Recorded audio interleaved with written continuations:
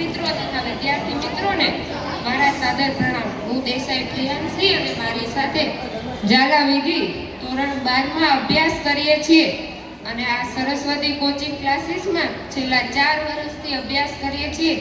તો તેના વિશે આજે તમને કંઈક જણાવવા માંગીએ છીએ. આ સરસ્વતી કોચિંગ ક્લાસીસ એ માત્ર ટ્યુશન ક્લાસીસ જ નહીં પરંતુ અમારું બીજું ઘર પણ છે.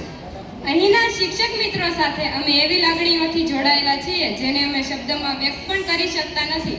પહેલા વાત કરું તો અમારા સંચાલક શ્રી જયેશની જે ધોરણ 9 અને 10 માં અમને ગણિત અને ધોરણ 11 અને 12 માં અમને માર્ગદર્શન બનીને અમને સલાહ આપે છે. Thank you Jayesh. હવે વાત કરું તો MMD કે જે અમને સ્ટેટ જેવો આંકડાકીય વિષય પોતાના અનુભવ અને જ્ઞાનથી સરળ રીતે સમજાવે છે. લક્ષના સમીકરણની સજાવટ એટલે પૂજા મેમ. સંભાવનાની સમજૂતી 0 અને 1 ની વચ્ચે લાવે એ અમારા પૂજા મેમ.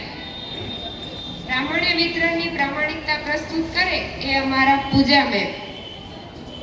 આવા નિખાલસ પણ ક્યારેક કહેતા અમારા પર ગુસ્સો કરતા અને પછી પ્રેમથી સમજાવતા અમારા પૂજા મેમે ક્યારે સ્ટેટના દાખલા શીખવાડતા જિંદગીના દાખલા શીખવી દીધું એ તો અમને ખબર જ ન પડી. તો થેન્ક યુ સર. એટલે તો કહેવાય છે પીઝી હે તો સ્ટેટ ઈઝી હે. હવે વાત કરું તો મારા પ્રિય સર કિશન સરની જે ધોરણ 9 અને 10 માં સામાજિક વિજ્ઞાન અને ધોરણ 11 અને 12 નો મુખ્ય વિષય એકાઉન્ટ ભણાવે. ચોપડામાં પ્રવેશ નિવૃત્તિ વાર્ષિક હિસાબના દાખલા સરભર થાય કે ન થાય પરંતુ જીવનમાં સફળતા અને મહેનતનું સરવૈયું કેવી રીતે સરભર કરવું એમને શીખવ્યું કિશન સરે. ઇતિહાસની દરેક લાઈન અંડરલાઈન કરાવે, ભૂગોળના નકશાને દિલમાં ઉતારે. જો સોશિયલ સાયન્સનો કોઈ તાજ હોય ને તો એક જ સરને મળે. એ કોણ? કિશન. પાઠ માત્ર ચોપડીમાં જ નહીં પરંતુ જીવન કેવી રીતે જીવવું તે બતાવે, જ્ઞાન સાથે સંસ્કાર આપી એક સારો નાગરિક બનાવે એ અમારા કિશન સર. બધા માટે એકાઉન્ટનો લેક્ચર એટલે ગંભીર રીતે ભણવાનો લેક્ચર, પણ અમારા માટે એકાઉન્ટ એટલે મોજ મસ્તીનો લેક્ચર. સર ક્લાસમાં આવે અને મોજ મસ્તી ન થાય એવું તો કદી બન્યું જ નથી, પરંતુ ભણવામાં પણ એટલું જ ધ્યાન આપ્યું છે. એટલે જ કહું Kishan sir thanks but no thanks. હવે વાત કરું તો અમારા સૌના પ્રિય એવા સેજલ મેમ. ચેપ્ટરનું આયોજન એ જિંદગીનું આયોજન છે એ શીખવ્યું અમને સેજલ મેમે. યોજનામાં દિશા હોય, સંકલનમાં શક્તિ હોય અને વ્યવસ્થિત કાર્યમાં જ તો સાચી પ્રગતિ હોય એ શીખવ્યું અમને સેજલ મેમ.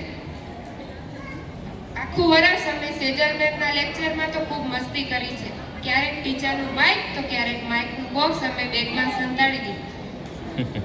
અને આવી મસ્તી તો અમે માત્ર સેજલ મેમ સાથે જ કરી છે. તો થેન્ક યુ સેજલ મેમ.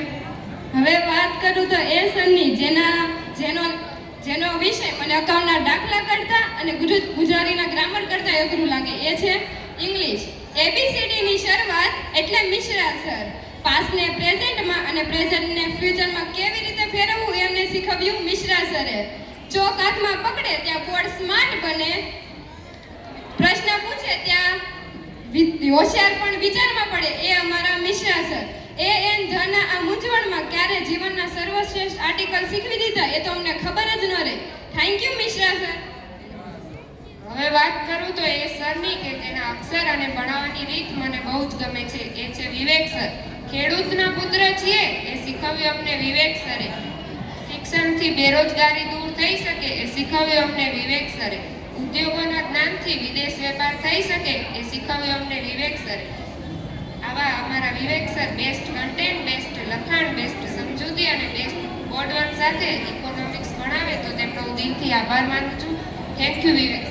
હવે વાત કરું તો એ સરની જેણે અમને કોઈ વિષય તો નથી ભણાવતા પરંતુ એની સાથે અમે એક લાગણીનો સંબંધ બાંધ્યો છે. લેક્ચર પૂરો થાય અને જુદા જુદા પ્રકારના પાના કાઢીને પાણી પીવા જમીને ત્યારે અમને ઠપકો આપે.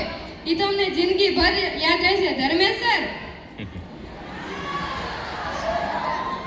હવે વાત કરું તો એ સરની કે જેનો લેક્ચર ભલે અઠવાડિયામાં એક જ વાર આવે પરંતુ જેની રાહ વિદ્યાર્થીઓ હંમેશા જોઈ રહ્યા હોય એવા મહેશ સરની.